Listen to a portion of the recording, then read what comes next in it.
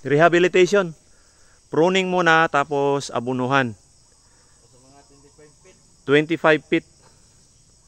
So, gamit natin pruning shear lang, tsaka pruning saw. Pwede na yan. Pruning shear at tsaka pruning saw. Payag, Abed? Oh. Itak-itak. Hindi kaya yan mga ganyan. Langya ka. Itak-itak tayo, itak. Bawal din yung chainsaw. Basta walang permit. Basta walang permit. So, itak muna tayo kasi nandun pa. Bibili pa ng chainsaw.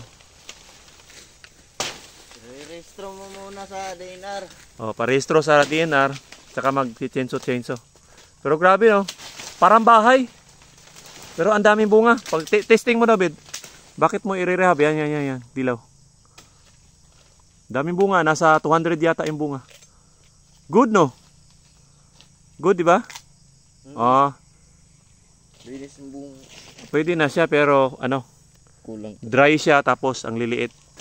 Kasi hindi So kulang talaga ng pruning. So ang gagawin natin guys, popormahin talaga yung mga sanga. Tapos abunuhan. Yun muna. Mamumunga pa to eh. Yung iba pinuputol yung baba. Mali yun. Mali talaga yun kahit saang anggulo. Lalo pag open area, mamamatay yan. para mo nang pinatay yung puno. Oh, ang sayang ng bakit ba ano bang problema sa hindi grafted? Maganda din naman ah. Pwede mo naman i-pruning. Pruning lang. Oo, pruning lang para manatiling buhay yung puno. Oh, para buhay pa yung Tapos puno. kapag may umusbong na dito na bagong yung mga Chupon. baby na chupon. Tsaka pa Grafting. i-grafting no. Oo. Yun ang talagang proseso. Hindi yung puputulin, chichinsuhin ka agad. Oo, mamamatay yung puno, may posibilidad kasi na hindi na siya mabuhay. Oo. Kaya pruning muna. Tapos wala, hindi obra yung mga diyan, pruning saw diyan. Kung pwede ito yung yung reciprocating, meron doon yung di battery. Kaso lang siya, short time lang. Isang oras wala na, charge ka naman. Iba talaga pag manpower. Itak-itak lang ah. Power na lang. Para kahit dandahanin mo lang. Oo. Di naman contest to para Kaya nga. gawin mong madalian. Oo. Hirap din ng sitwasyon ito.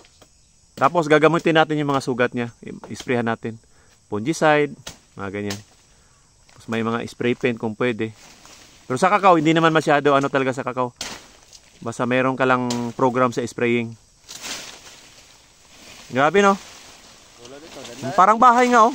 Parang 2 stories na bahay.